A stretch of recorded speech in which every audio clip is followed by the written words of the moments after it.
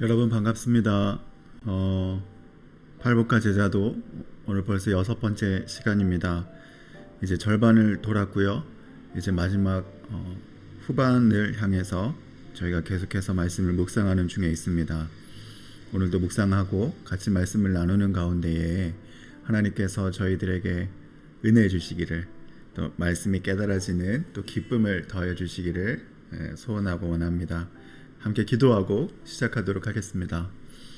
참 좋으신 아버지 하나님, 한 주간도 살아오는 중에 우리에게 닥쳐진 여러 가지 많은 일들이 있었겠지만, 그러나 그때마다 우리에게 복주어 말씀하신 팔복의 말씀이 힘이 되고 은혜가 되는 것을 경험하며 말씀의 기쁨을 누려오게 하여 주신 것을 감사합니다. 오늘도 우리에게 복 주신 하나님의 말씀을 묵상하는 시간으로 주님 앞에 엎드립니다.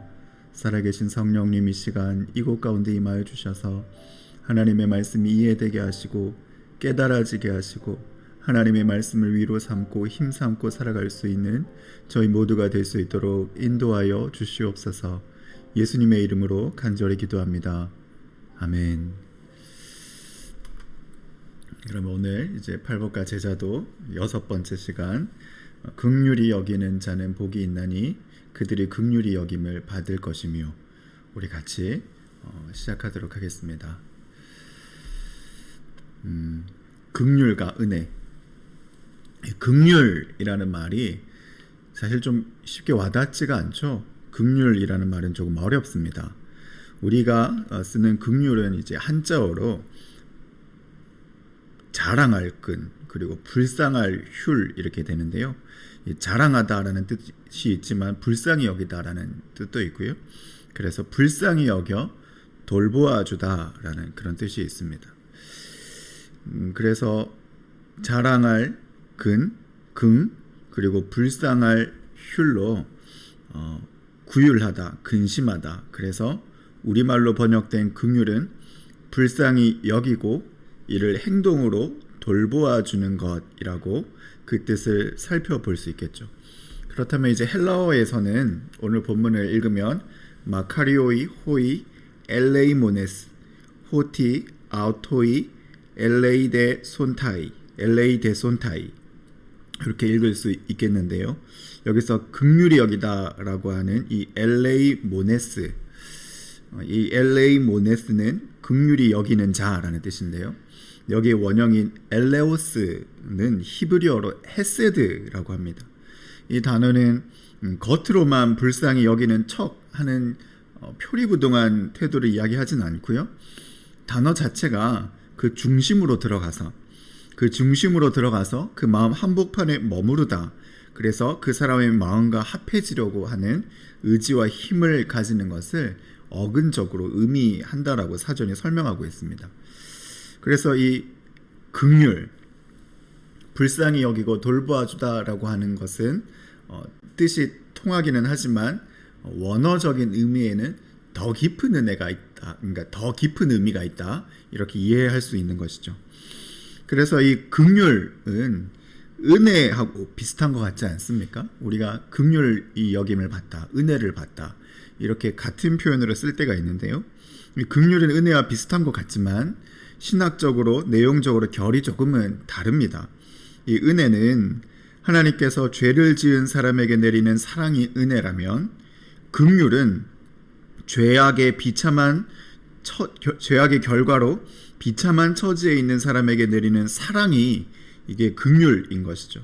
인간은 죄의 결과로 서로에게 고통을 줍니다. 바로 그 고통에 처한 사람을 안타까워하여 살펴주는 것이 긍휼이 되겠습니다. 그래서 존 스토트는 산성순 해석에서 리처드 랜스키를 인용해서 긍휼을 은혜와 구별하고 있는데요. 이렇게 인용구를 가져왔습니다. 엘레오스라는 명사는 언제나 우리가 고통, 불행함, 비탄함 등 죄의 결과들을 어떻게 보는지와 관련된 용어이고, 그리고 카리스, 은혜는 언제나 죄와 죄책 자체와 관련된 단어이다. 전자는, 그러니까 긍휼은 구제를 베풀고, 후자는, 그러니까 은혜는 죄 용서를 베푼다. 긍휼은 구제하고 치료하고 도우며 은혜는 깨끗하게 하고 복권시킨다. 이렇게 설명하고 있죠. 그래서 정리하면 긍휼은 하나님의 은혜에서 비롯되는 것입니다. 긍휼은 하나님의 은혜에서 비롯되는 것으로 원래 우리에게는 없는 성품이지만 하나님의 조건 없는 은혜에 반응해서 하나님의 성품을 닮아가는 것으로 이해할 수 있다는 것이죠. 팔복에서 긍휼히 여기는 자는 하나님의 죄 용서의 은혜와는 조금 구별되는 개념으로 죄 용서의 은혜로 말미암아 신자 안에 자리하게 된 용서와 자비로운 품성 전반이라고 이야기할 수 있겠습니다. 죄 용서와 은혜로 말미암아 신자 안에 자리하게 된 용서와 자비로운 품성 전반이라고 이야기할 수 있겠습니다. 저는 이 긍휼하면 떠오르는 장면이 있는데요. 다소 신비주의적인 내용이 있을 수 있으니 개인적인 체험이라고 감안해서 들어주시면 되겠습니다. 제가 처음으로 교육전도사 사역을 시작했을 때 당시에 담임 목사님께서 이 성령의 은사에 관한 깊은 관심이 있으셨거든요. 그래서 어느 날 교인들 중 몇 분을 데리고 은사 집회에 가셨고 저도 따라갔습니다. 그곳에서 이제 집회를 잘 마치고 돌아온 후에 교회에 나오신 지 얼마 되지 않으신 그 여성 성도분이 한 분 계셨는데 이분에게서 이상한 현상이 나타나기 시작했던 겁니다. 흡사 악한 영에 사로잡힌 것처럼 힘이 무척 세어지고 다른 목소리로 말을 하고 이 거친 말을 쏟아내기 시작하셨던 것이죠. 저희들은 이것이 영적인 일이라고 판단해서 담임 목사님과 함께 있던 장로님 또 권사님들 또 집사님들이 그분의 이제 손을 잡고 발을 잡고 이렇게 기도하기 시작했던 겁니다. 축사 기도를 한 거죠. 그런데 이제 계속해서 기도하는 가운데에 그분이 나아지지가 않으셨습니다. 그리고 이런 대치가 밤새 새벽이 되도록 계속되었던 것이죠. 한 10시부터 시작돼서 밤새 계속되었던 것이죠. 저희 어머니는 저에게 항상 당부하시기를 그런 일이 있거든, 영적인 그런 일이 있거든, 자신 없으면 구석에 피해 있으라고 이제 어릴 때부터 당부하셨기에 저는 처음부터 나서지 않았습니다. 혼자 조용히 기도하고 사태를 관망하고 있었죠. 당시 담임 목사님도 이제 정신이 없으시니까 제가 옆에 있는지 없는지도 아마 생각을 못 하셨을 것 같아요. 근데 새벽이 이제 훌쩍 넘기고 장로님들도 이제 집으로 돌아가시고 권사님들도 한두 분 집으로 돌아가시면서 이제 그분을 붙잡을 손이 필요하게 된 겁니다. 그때 이제 그제서야 이제 당시 담임 목사님께서 구석에 있는 제가 보이셨던 거죠. 저에게 이제 눈짓을 하셨습니다. 이렇게 오라고 와서 손을 잡으라는 것이죠. 저는 정말 내키지 않았지만, 정말로 하고 싶지 않았지만 억지로 도수장에 끌려가는 어린 양과 같이 가서 이제 그분의 손을 이렇게 잡았습니다.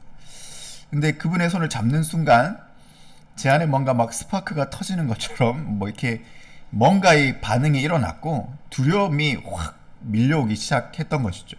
그래서 저는 그 자리에서 큰 소리로 혼자, 다른 사람들은 조용히 있는데 혼자 막 큰 소리로 기도하기 시작했습니다.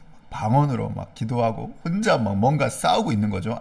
알 수 없는 뭔가와 한참을 싸우고 있는 중에 눈을 떠보니까 그분이 저를 이렇게 많이 쳐다보시면서 희죽 웃으시면서 저에게 한마디 하셨죠. 야, 떠냐? 이렇게 한마디 하셨던 거죠. 그렇게 이제 끝을 알 수 없는 대치가 계속되던 차에 이 일이 어떻게 마무리되었을까요?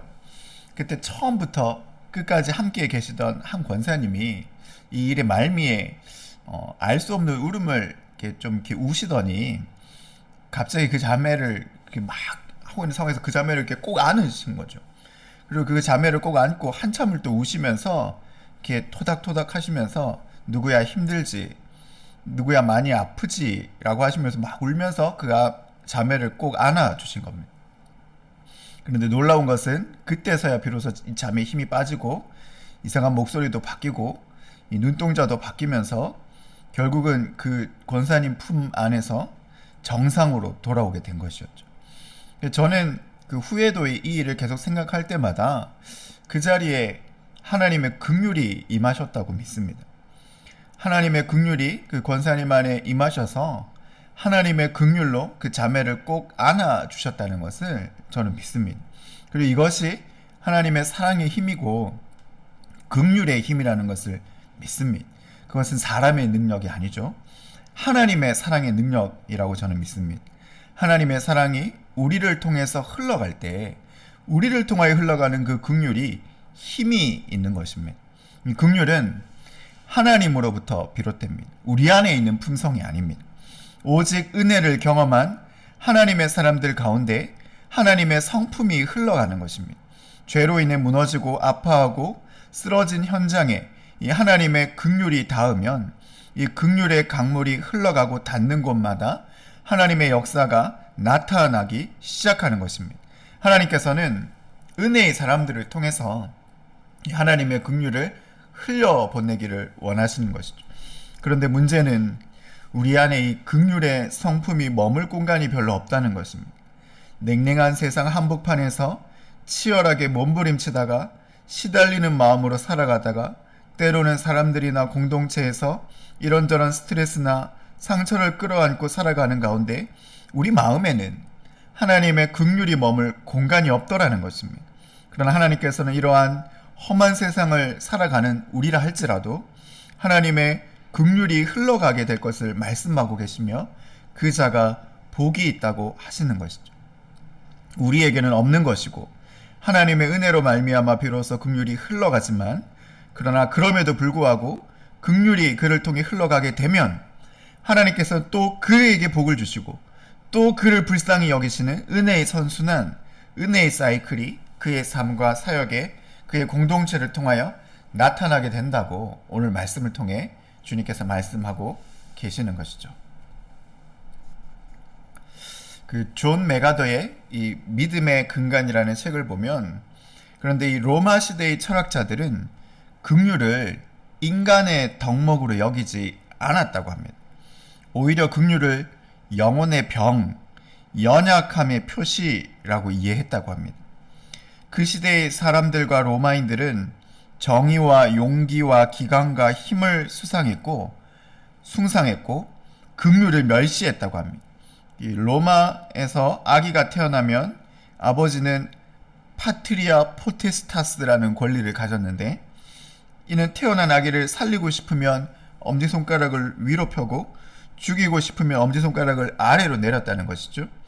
그래서 내리면 그 아이는 즉시 익사되었다고 합니다. 로마 시민은 자신의 노예가 더 이상 마음에 들지 않으면 죽이거나 팔아치울 수 있었고 노예에게는 그것을 대항할 권리가 없었답니다. 원한다면 이 철저히 가부장적인 사회에서는 아내도 죽일 수 있었다고 합니다. 적어도 긍휼, 이것은 인간의 본래적인 것과는 전혀 거리가 먼 성품이라는 것이죠. 이기적이고 경쟁적인 사회에서도 긍휼은 그저 판타지나 관념에 불과할 뿐인지도 모릅니다. 우리 시대의 사람들은 누군가를 긍휼히 여겨라. 그러면 그가 내 목을 짓밟을 것이다 라고 말하기를 더 좋아할지도 모르죠. 긍휼은 그저 인간의 진부한 한 가지 성품이 아니라는 것입니다. 당시에 바리새인과 유대인들도 이 긍휼의 마음은 가지고 있지 않았습니다. 그들은 하나님의 긍휼을 구하기 위해 제사하려는 사람들을 통해 환전 그리고 재물 매매를 통해서 자신의 이익과 유익을 취하고 있었습니다. 가장 아프고 힘든 사람들이 주님 앞에 나오는데 그들을 자신의 유익의 도구로 삼았다는 것이죠.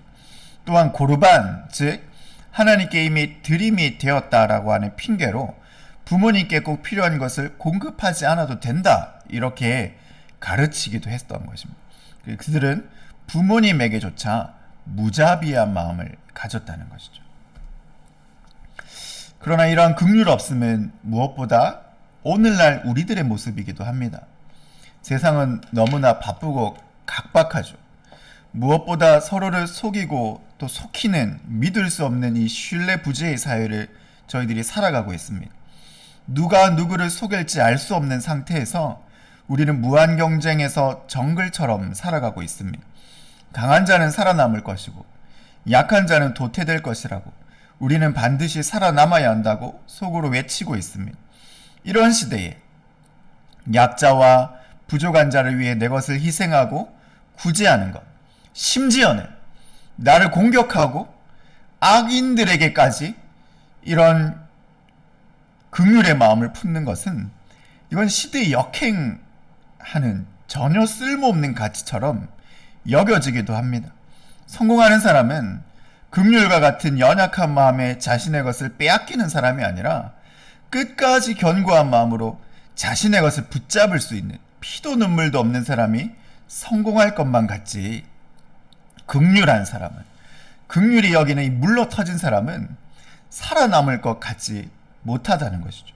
그리고 이러한 시대 사주에 신자들도 알게 모르게 젖어들고 있는 것이 아닌가 생각하는 것입니다. 긍휼을 베푸는 사람이나 긍휼을 받는 사람이나 모두를 약하게 만드는 것일 뿐이라고. 긍휼은 이 시대에는 더 이상 필요 없는 덕목일 뿐이라고 여기는 마음들이 이 세상 가운데는 있습니다.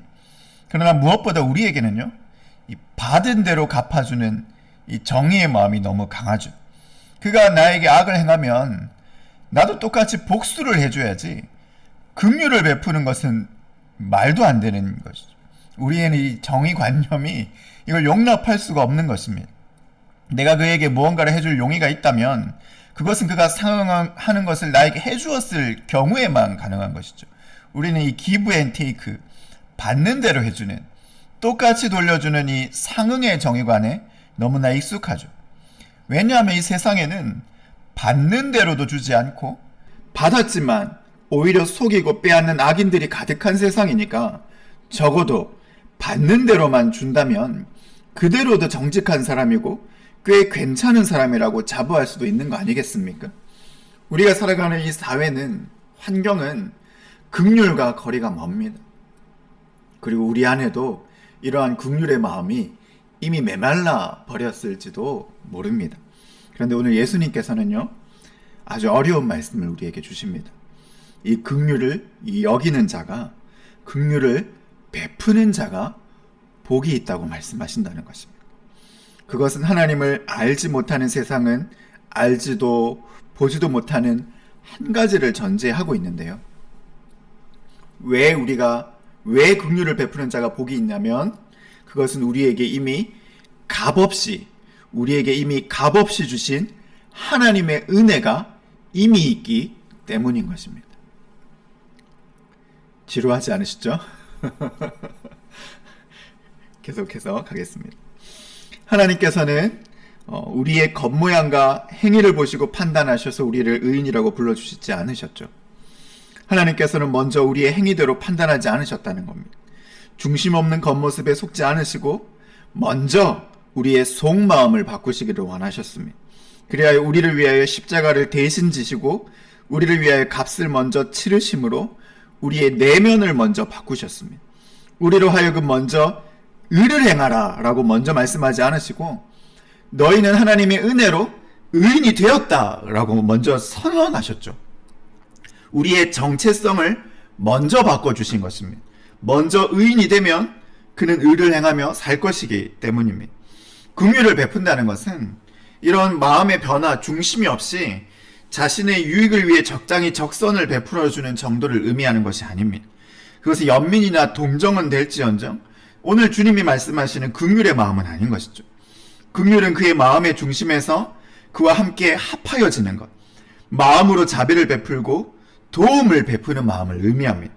이것은 몇 가지의 행동으로 완성되는 것이 아니라 그 안에 온전히 마음이 변화된, 다시 말해 은혜로 그 마음이 변화된, 하나님의 십자가의 은혜로 그의 마음이 이미 의인이 된 그만이 가능하다는 것이죠.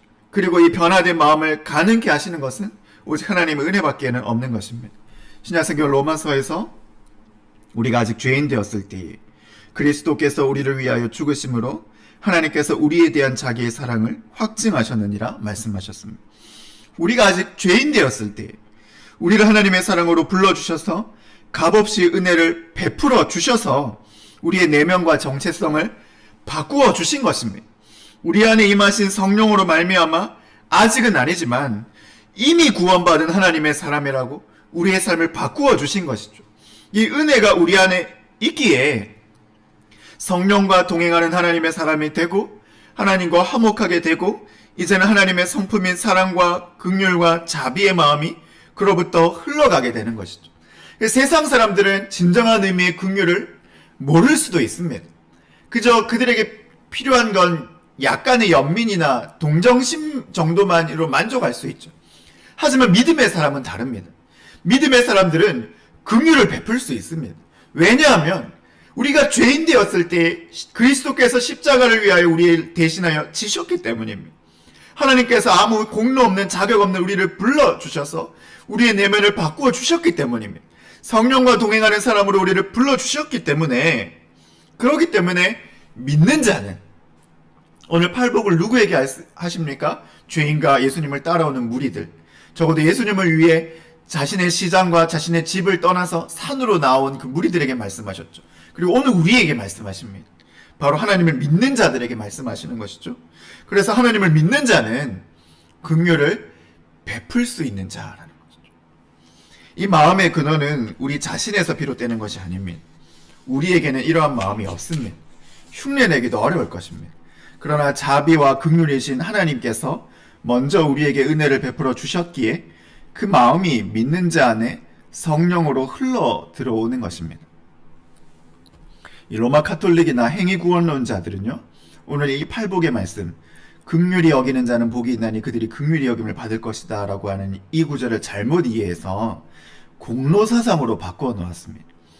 그래서 우리가 하나님께 용서받기 위해서, 긍휼을 얻기 위해서는 남들에게 선행과 자비를 베풀어야 한다는 것입니다. 그런데 곰곰이 생각해보면 이건 근원부터 틀렸다는 것을 알게 됩니다. 우리가 하나님께 무엇을 해야만 용서해 주시는 조건부 사랑을 하나님이 제시하셨다면 그 사랑의 결과로 의를 얻게 된 우리들도 조건부 사랑을 행할 수밖에 없지, 그 안에 조건 없는 긍휼의 사랑이 들어갈 수 있겠습니까? 그 은혜 안에서는 우리도 당신이 내게 무언가를 해 주어야만 나도 당신을 사랑하겠다는 조건이 들어갈 수밖에 없지 않겠습니까? 마태복음 18장 35절을 보면 예수님께서 이렇게 말씀하셨습니다. 너희가 각각 마음으로 형제를 용서하지 아니하면 나의 하늘 아버지께서도 너희에게 이와 같이 하시리라. 이 한 구절만 보면 행위구원론자들이 하는 말이 예수님께서 동일하게 하신 것처럼 보일 수도 있습니다. 혹은 로마 가톨릭에서 이야기하듯 공로나 공적이 필요한 것처럼 여겨질 수도 있습니다. 그런데 이 말씀의 전체를 보면 예수님의 말씀은 전혀 그 뜻이 아니라는 것을 알 수 있습니다. 18장 24절을 보면 임금이 있고, 한나라에 임금이 있고 여러 종들이 있는데 종이 이제 결산할 때에 10,000달란트 빚진 자 하나를 데리고 왔다는 것이죠. 잘 아시는 비유입니다. 10,000달란트는 6,000데나리온, 일꾼의 6,000일 일하는 돈, 그리고 이게 10,000달란트니까 하루 품삯을 한 10만 원으로 계산하면 한 달란트는 60억, 10,000달란트는 60조. 근데 여기에서 10,000달란트는 구체적인 단위를 이야기하는 게 아니라 상징적인 숫자죠. 평생이 뭡니까? 수많은 사람들이 평생 일해도 갚을 수 없는 큰 돈, 도저히 갚을 수 없는 큰 액수를 의미하는 것이죠. 그런데 왕이 그가 갚을 것이 없는 것을 보고 은혜를 베풀어 줍니다. 그게 27절이죠. 그 종의 주인이 불쌍히 여겨 놓아보내며 그 빚을 탕감하여 주었더니, 여기에서 이 불쌍히 여기다는 스플랑크 니조마이, 격렬한 감정이 일어나서 내장이 흔들리도록 마음이 흔들렸다라는 표현. 지극히 그를 불쌍히 여겨주셔서, 임금이 그를 지극히 불쌍히 여겨주셔서 얼마나 불쌍히 여겼든지 10,000달란트를 탕감해줬다는 거예요. 얼마나 불쌍히 여겼든지. 스플랑크 니조마이, 그를 얼마나 불쌍히 여겼든지 10,000달란트를 탕감해줬다니까요. 그런데 이 은혜를 받은 종은 자신에게 100데나리온 빚진 자를 용서하지 못해서 그를 감옥에 가둡니다. 100데나리온 얼마입니까? 10만 원을 주면 1000만 원이죠. 1000만 원이 큽니까? 작습니까? 크죠. 엄청 큽니다. 우리에게 100데나리온은 크다고요. 근데 그가 어떤 사람입니까? 스플랑큰이죠. 마이. 얼마나 불쌍히 여김을 받았으면 1만 달란트를 탕감받았는데 그 은혜가 있으면 100데나리온이 아무리 커도 용서해 주는 것이 마땅하지 아니하는. 그래서 33절에 이렇게 말씀하십니다. 내가 너를 불쌍히 여긴가 같이 너도 내 동료를 불쌍히 여김이 마땅하지 아니하냐. 여기에서 이 불쌍히 여기다를 우리가 오늘 했던 이 긍휼히 여기다 엘레오스를 사용하고, 너도 그 동료를 긍휼히 여겨주는 게 마땅하지 아니하냐. 그래서 신자는, 믿음의 사람들은, 우리가 하나님으로부터 의인이 되었다라고 믿는 하나님의 사람들은 긍휼히 여길 수 있는 내적 근거가 있는 것이죠. 왜요? 하나님 우리를 스플랑큰이죠. 하나님 우리를 얼마나 긍휼히 여겨주셨으면, 하나님 우리를 얼마나 불쌍히 여겨주셨으면 1만 달란트를 탕감해 주셨다니까요. 그 은혜가 있으니까, 그 은혜가 있으니까 너희도 긍휼히 여겨주어라. 너희도 이 은혜가 있으니까 너희도 긍휼히 여겨주어라. 그렇게 말씀하신다는 것입니다. 신자는 우리가 이미 1만 달란트 빚진 자로 이것을 대가 없이 탕감받았다는 은혜를 경험한 자입니다. 이 은혜가 우리 안에 임할 때 우리가 1만 달란트를 전혀 갚을 길이 없는 영적 파산자임을 고백하고, 이로 인하여 애통하며, 이로 인하여 겸손하고, 하나님 우리를 사랑하심으로 온유한 내적 품성이 만들어지고 의에 줄이고 목마른 자가 될 때 비로소 우리 안에는 긍휼의 마음이 일어날 수 있게 된다는 것입니다. 팔복의 단계적 전개에 따른 본문의 위치. 흥분한 거 아닙니다. 흥분하지 않았습니다. 네, 팔복의 단계적 전개에 따른, 제가 이 긍휼이 없어서 이 부분에서 감정이, 네, 팔복의 단계적 전개에 따른 본문의 위치입니다. 긍휼은 하나님께서 조건 없이 우리를 사랑하신 것처럼 우리도 조건 없이 자비와 선한 마음을 베풀어 주는 것입니다. 그런데 이것이, 이 긍휼이 마치 악을 덮거나 악한 것을 합리화하는 것을 의미하는 것은 아니라는 것이죠. 우리는 교회와 혹은 공동체 안에서 은혜냐 혹은 공의냐 하는 이 양가적인 태도들이 대립될 때를 봅니다. 은혜를 주장하는 사람들, 우리 모두가 죄인이고 하나님도 대가 없이 우리를 용서하셨기에 무조건 은혜로 덮는 것이 하나님의 뜻이라고 주장하는 반면에, 공의를 주장하는 사람은 하나님이 정의와 공의의 하나님이시므로 악을 덮고 넘어가서는 안 된다고 주장합니다. 이러한 대립의 현장에 참으로 어려운 것은 두 가지 다 하나님의 말씀을 전제로 하고 있기 때문입니다. 그런데 하나님의 긍휼은 죄악을 무조건 덮고 넘어가는 악에 대한 묵인과 용인을 의미하는 것이 절대로 아닙니다. 그것은 악을 해결하지 않고 죄악을 해결하지 않는 것은 진정한 의미의 해결이 될 수도 없고, 그러한 상태에 머무르도록 묵인하는 것은 진정한 의미의 사랑과 용서와 관용이 아니기 때문입니다. 우리는 계속해서 이 팔복의 단계적 순서에 따른 말씀 적용에 포인트를 두고 묵상하고 있습니다. 그리고 이 놀라운 순서적인 맥락을 우리가 계속 발견하고 있죠. 그것은 마음이 가난하고 겸손하여 애통하고 통회하여 주님이 주시는 내적인 힘과 바른 마음을 내면에 가득 채운 다음에 겸손과 온유해진 사람이 정의를 추구한다는 것이죠. 온유가 먼저라고 했습니다. 의를 이야기하기 전에 겸손과 온유가 먼저가 된다는 것이죠. 이것은 하나님 나라의 의를 추구하는 것이 교묘한 자기 자랑과 왜곡된 자기 의를 드러내는 것이 될 수 없다는 것을 의미한다고 했죠. 근데 이와 마찬가지로 긍휼을 이야기하기 전에 먼저 된 순서는 의에 줄이고 목마른 자가 되어야 된다는 것이죠. 의를 가장 사랑하고 의에 목마르고, 그래서 그것을 찾고 누리기 위해 최선의 경주를 하는 이 의에 줄이고 목마른 사람이 비로소 긍휼의 마음을 가지게 된다는 거예요. 이게 참으로 놀라운 팔복의 전개상의 아름다움인 것이죠. 긍휼은 공의와 반드시 함께 갑니다. 이것은 예수님의 십자가에서 증거되는 것입니다. 십자가는 하나님의 인간을 향하신 긍휼의 놀라운 메시지이시죠.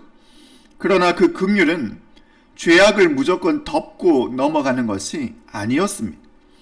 그 긍휼에는 하나님께서 친히 하나님이 십자가에 달리신 말도 안 되는 헌신과 희생이 있었죠. 하나님이 친히 자신의 십자가에 달리셔서 살과 피로 모든 것을 내어주신 공의의 대사건이 있었습니다. 죄의 대가를 치르심의 사건이 먼저 있었다는 것이죠.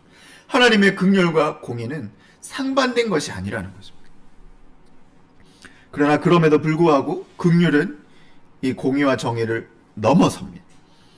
행한 대로 심판을 받아야 하기에 우리는 죽을 수밖에 없지만 우리를 긍휼히 여기셔서 대속물로 십자가를 대신 지신 그리스도의 십자가가 이 긍휼히 심판을 이기는 것을 증거하고 있는 것이죠.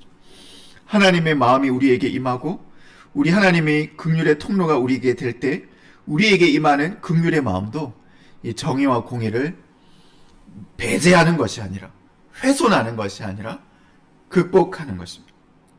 정의와 함께 정의보다 더 크신 긍휼을 힘입는 것입니다. 우리는 행한 대로 갚아주어야 하는 강박의식이 있습니다. 어쩌면 그것은 당연한 일입니다. 그러나 하나님께서 먼저 우리에게 행한 대로 다 갚으시지는 않으셨습니다. 그분께서 친히 십자가를 지시며 죄인을 향하신 자기의 사랑을 확증하셨습니다. 긍휼은 공의를 훼손하지 않습니다. 그러나 긍휼은 정의와 공의를 극복합니다. 긍휼을 행하지 아니하는 자에게는 긍휼 없는 심판이 있으리라. 긍휼은 심판을 이기고 자랑하느니라. 하나님의 말씀입니다.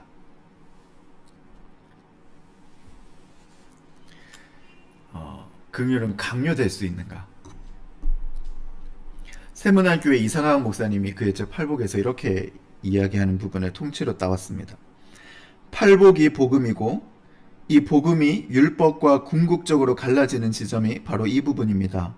율법은 너는 이것을 해야 한다, 저것을 해야 한다며 끊임없이 행위의 항목을 우리에게 들이댑니다. 그러나 복음은 나의 시선을 옮겨 내 존재 자체, 내 마음의 상태에 초점을 두게 합니다. 행위보다 중심에서 어떤 일이 일어나고 있는지가 더욱더 중요합니다. 내가 어떤 행동을 할 것인가가 아닌 나는 누구인가, 나는 어떤 존재인가라는 생각이 결정적입니다. 기독교인으로 살아야 해 라는 말부터 먼저 하면 율법이 됩니다. 그러나 진정으로 기독교인이 되면 하나님의 은혜로, 은혜를 믿음으로 기독교인이 되면, 신자가 되면 신자로 살아가고자 할 것입니다. 그 사람 안에 들어가 계시는 성령이 그 길을 이끌어 가십니다. 살아계신 하나님의 은혜를 받아 하나님의 백성이 되면 하나님의 뜻대로 살고자 할 것입니다. 성령이 나로 하여금 그런 열망을 갖게 하십니다. 그렇기 때문에 행위의 구체적인 조항을 먼저 들이댈 이유가 없습니다. 마음속에 깊은 상처가 있는 어느 누군가에게 찾아가서 사무칠 만큼 큰 아픔과 고통을 받아 아파 신음하고 있는 누군가에게 찾아가서 하나님은 그에게 찾아가서 너는 왜 긍휼을 베푸지 않느냐 이렇게 다그치거나 나무라지 않으실 것이라는 것이죠. 율법은 그렇게 할지 모릅니다. 긍휼이 없는 강요만이 그 안에 있고 그의 형편은 모두 무시할지도 모릅니다. 그러나 복음은 하나님께서는 그리하지 않으십니다. 깊은 상처와 아픔 속에 있는 그에게 찾아가셔서 그가 먼저 하나님의 말씀과 복음의 능력으로 위로받을 수 있도록, 그리고 그 깊은 상처가 회복되도록 그의 삶을 먼저 안아주실 것입니다. 먼저 그에게 찾아가셔서 하나님의 긍휼을 베풀어 주시는 것이죠. 심령이 가난하고 애통하며 그의 깊숙한 마음속 생채기가 아물 때까지 하나님의 사랑은 비밀 햇살처럼 그의 영혼을 치유하여 주실 것입니다. 이후에 모든 미움과 원망의 뿌리가 뽑히고 하나님을 향한 강철 같은 신뢰와 반석과 같은 신뢰가 그의 마음속 충만히 채워지게 되었을 때 그의 마음이 온유함으로 열려지게 되었을 때, 그리고 의를 향한 갈망과 하나님 나라를 향한 갈망이 채워지게 되었을 때에 그의 삶에 긍휼의 열매가 자연스럽게 맺혀지게 될 것이라는 것이죠. 예전에 보았던 영화 밀양에서 시내가 가장 안타까운 부분이 바로 이런 부분이죠. 그녀는 아직 자신의 아들을 죽인 살인자를 용서의 마음을 가질 여유가 아직 가지지 못했습니다. 그녀는 아직 아팠고요. 치유받아야 하는 가난하고도 곤고한 마음 그대로 있었습니다. 그런데 율법처럼 다가온 긍휼의 메시지, 그리고 신앙에 그릇된 영웅주의는 암묵적인 강요로 그녀가 너무나 준비 없이 서둘러서 용서와 긍휼을 베풀 것을 압박하여 갔습니다. 그런데 그녀는 아직 긍휼을 베풀 단계가 아니었죠. 그녀의 마음은 하나님께서 얼마나 그녀를 사랑하시는지, 그리고 그녀의 마음을 채우고 계시는지, 그 가난하고 애통하는 중에 온유한 성품으로 빚어져야만 하는 단계였던 것입니다. 이러한 바른 안목과 통찰을 지닌 성도가 그의 곁에서 그녀와 함께 주었다면 이 전개는 분명히 달라졌을 것이라고 생각합니다. 마음에 내적인 힘과 채움이 없는 어설픈 긍휼과 강요된 용서는 분명히 큰 영혼에 부작용을 남길 것이 뻔합니다. 긍휼의 깊은 샘의 근원은 나로부터 시작하는 것이 아니기 때문에, 그러므로 긍휼은 강요되지 않습니다. 신에도 그 영화에서 이런 분명히 내가 용서하지 않았는데 누가 당신을 용서했습니까? 아직 스스로가 용서하지 않았어요. 용서하지 않았는데 용서한다고 이야기하죠. 이거는 암묵적으로 강요된 긍휼의 법, 긍휼의 율법이었다는 거죠. 그런데 긍휼은 거기에서 비롯되는 게 아닙니다. 긍휼은 내가 1만 달란트 빚진 자라고 하는 하나님의 은혜가 내 삶에 가득 채워질 때, 하나님의 충만한 사랑이 내 안에 임하여질 때, 그리고 온유한 성품으로 하나님 나라의 의를 향한 갈망이 내 안에 일어날 때, 그제서야 긍휼의 열매가 송글송글 맺혀지는 것이죠. 그러므로 긍휼은 강요되지 않습니다. 마음이 지쳐 크나큰 상처로 아파하고 있는 자에게 왜 용서하지 않느냐고 윽박질러서도 안 됩니다. 그저 그의 상처가 치유되기를, 그의 아픔을 주님께서 만져주시기를 우리는 함께 돕고 울며 기도해야 하는 것입니다. 그러나 그럼에도 불구하고 주님은 우리의 영혼이 하나님의 긍휼에 이어닿기를 원하십니다. 우리의 내면이 하나님의 위로와 사랑으로 가득 채워지고 마침내 우리의 영혼을 옥죄고 있던 복수의 마음과 원한의 칼날을 내려놓기를 원하십니다. 이 하나님의 긍휼, 그 자비와 사랑 안에서 복수해 하는 영혼은, 원한을 품었던 영혼은 진정한 평안과 쉼을 얻을 수 있기 때문입니다. 그래야 하나님께서는 우리에게 팔복의 복으로 이렇게 말씀하여 주시는 것이죠. 긍휼히 여기는 자가 복이 있나니 너도 긍휼히 여김을 받을 거다. 어렵고 험한 이 땅을 살아가는 중에 상처를 받기도 하고 마음에 큰 어려움을 겪기도 하는 우리들의 형편을 주님께서 이해하십니다. 그리고 우리의 상처가 치유되기를 원하실 것입니다. 하나님의 충만한 사랑으로 치유되기를 원하실 것입니다. 우리 안에 있는 복수와 원한의 마음이 내려놓기를 하나님은 원하실 것입니다. 그리하여 우리가 마침내 하나님의 긍휼을 흘려보내는 사람이 될 때 하나님은 우리에게 잘했다고 천국에서 갈채를 보내어 주실 것입니다. 우리가 긍휼의 마음을 품은 것도 우리에게 복이지만 하나님은 그런 우리에게 다시 한번 긍휼을 베풀어 주는, 인생의 문제에서 다시 긍휼을 베풀어 주시는 은혜를 또한 약속하여 주시는 사랑의 하나님께서 우리에게 이 복을 말씀하여 주시는 것이죠. 오늘 강의를 들으시는 믿음의 성도님 여러분, 내가 하나님의 사랑받는 존재라는 사실이 정말로 믿어지십니까? 믿어지세요? 기독교 신앙은 바로 여기에서 출발합니다. 남들은 모르는 나 혼자만의 나, 남들이 알지 못하는 은밀하고 비밀한 죄 속까지의 나도 다 아시는, 머리털까지 세신 받으시는 하나님께서 나를 다 아시지만 그럼에도 불구하고 나를 사랑하신다는 것입니다. 내가 보기에 내가 가치 없어 보이고 남들 다 사는 인생도 힘겹고 버거워하는 모자라 보이는 내 인생이라 할지라도 하나님께서 십자가만큼 하나님이 말구유에 오실 만큼 나를 사랑하시고 나를 존귀하게 여겨셨다는 이 신앙을 고백하는 것이 이것이 우리의 믿음의 시작입니다. 나 같은 죄인 살리신 하나님의 은혜를 기억할 수 있다면 그 은혜가 우리 마음 가운데 강물처럼 흐르고 그 은혜의 강물 가운데 나를 사랑하시는 하나님을 신뢰하는 마음이 반석처럼 새겨질 수 있다면 하나님의 긍휼은 우리의 마음속에서 자연스럽게 열매 맺어 갈 것입니다. 우리 안에는 하나님의 긍휼을 흘려보낼 수 있는 마음밭이 준비되게 될 것입니다. 그리고 그렇게 우리가 하나님의 긍휼의 마음을 흘려보낼 때, 나를 통하여 하나님의 긍휼이 흘러갈 때, 그 긍휼은 사람을 살리는, 공동체를 세우는 하나님의 능력이 되고 힘이 됩니다. 그리고 그때 하나님께서 우리를 잘했다고 천국에서 갈채를 보내주시면서 더 자비하시고 은혜로운 음성으로 이렇게 말씀하실 것이죠. 너도 또 긍휼히 여김을 받을 것이다.